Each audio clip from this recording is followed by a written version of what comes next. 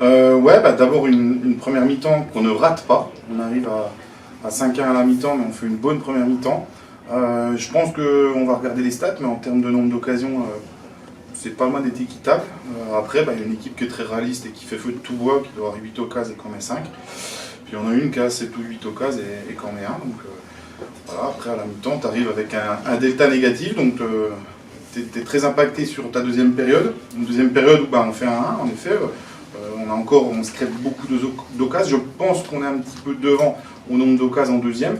Donc on est assez frustré, mais on reste très positif. Ça fait mal à la tête, mais surtout des joueuses, parce que quand tu prends, et 2 fois de suite, on prend juste après, c'est psychologiquement, là, tu prends une grande baffe, et c'est des filles qui sont un petit peu inexpérimentées. Hein.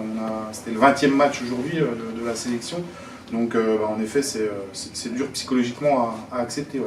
Alors que justement, en défense, ils sont capables de tenir, on l'a vu par la suite. Donc tes mots à la pause, ça a été quoi pour ce bout?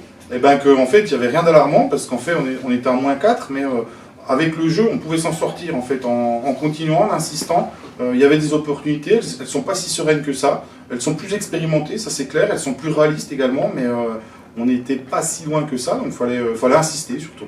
Ouais, mais c'est ça qu'il faut aussi... le côté passionnant du futsal, hein, c'est que on va tout être capable de switcher. Ça va être les données du match de demain, parce qu'en fait, les caractéristiques d'un joueur ou d'une joueuse de haut niveau, c'est être capable de passer à la suite très vite après une grosse déception. On a une grosse déception aujourd'hui, parce qu'on souhaitait absolument bien rentrer dans le tournoi. C'est pas fait. Par contre, il faut être capable très vite, là, dans une heure, de se projeter sur la Finlande et puis d'essayer d'être performant demain. Voilà. Oui, on avait ce problème en première mi-temps, parce qu'on a fait beaucoup jouer le premier 4, et le risque c'est de l'impacter physiquement pour le match de demain. Donc c'est pour ça qu'on a fait tourner entre guillemets en deuxième mi-temps. Et je pense qu'il y a un niveau, il y a 8-9 filles qu'on joue à peu près le même temps de jeu. On va bien récupérer, là elles sont bien froides, on va mettre toutes les chances de notre côté pour demain, et puis partir au combat pour demain. Ouais, c'était top, voilà, plus de 1500 personnes. Nous, on avait cumulé pour l'instant 4 matchs en France avec 500, 400, 500 et 400 en spectateurs. On a quasiment tout compilé et mis tout dans une même salle aujourd'hui, avec un public qui a été vraiment généreux, qui nous a poussé, qui a vu que les filles étaient tout sauf des tricheuses, qu'elles étaient à fond, elles donnaient tout, elles donnaient le max qu'elles pouvaient.